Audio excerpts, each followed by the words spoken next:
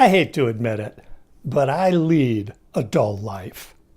I spend way too much of my time reading scholarly papers and academic journals, and I have to tell you, this stuff is really dry.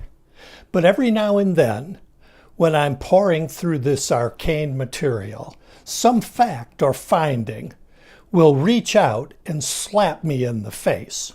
And I'm like, really? Wow. I need to share this with people because they would find it helpful.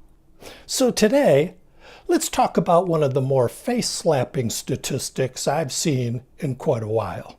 Hi, I'm Tony Deering of GoCogno.com, the website for people with mild cognitive impairment.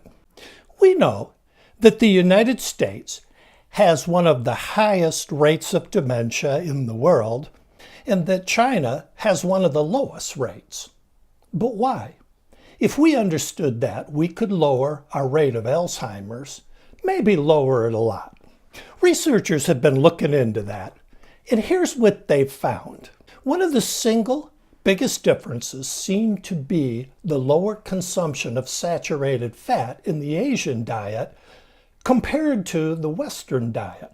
With that clue, that likely culprit, scientists at Harvard decided to take a deeper dive. They looked at more than 6,000 women taking part in a long-term health study.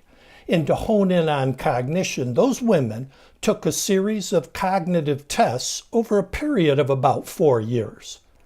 What they discovered, and this is the statistic that really grabbed me, was that the women with the highest levels of saturated fat in their diet were 60 to 70% more likely to experience cognitive loss than women with the least amount of saturated fat.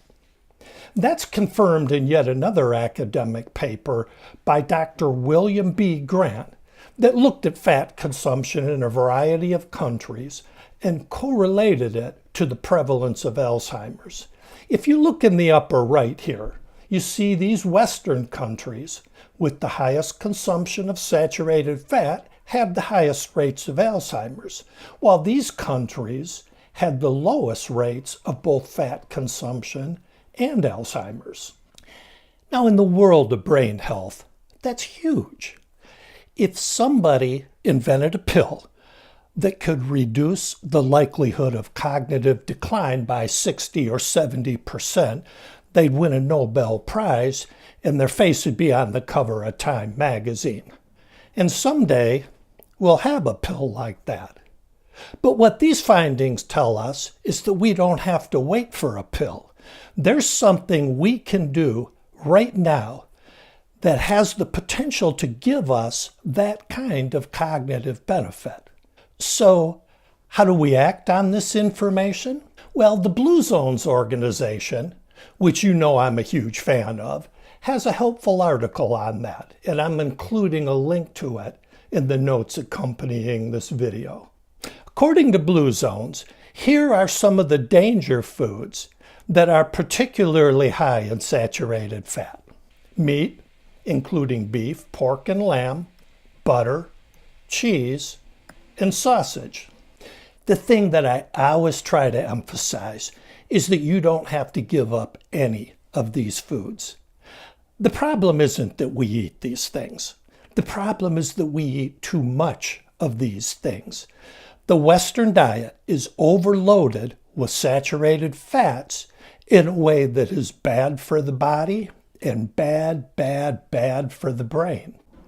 So just try to cut back on these things and ideally replace them with some foods that are more brain-friendly, such as fish, nuts, grains, and fresh fruits and vegetables. The MIND diet, which has been shown to reduce the risk of Alzheimer's by 53%, offers us some good guidance on that.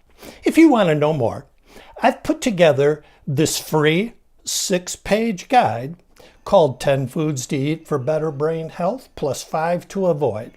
It shows you what to eat more of and what to cut back on and how much. It also recommends cookbooks with the best brain healthy recipes. This guide is free when you sign up for my weekly brain health email, which also is free. To get them, go to gocogno.com/10foods, and there's a link to that in the notes with this video. Thanks for joining me today. I look forward to seeing you again next week. Until then, as always, be kind to your mind.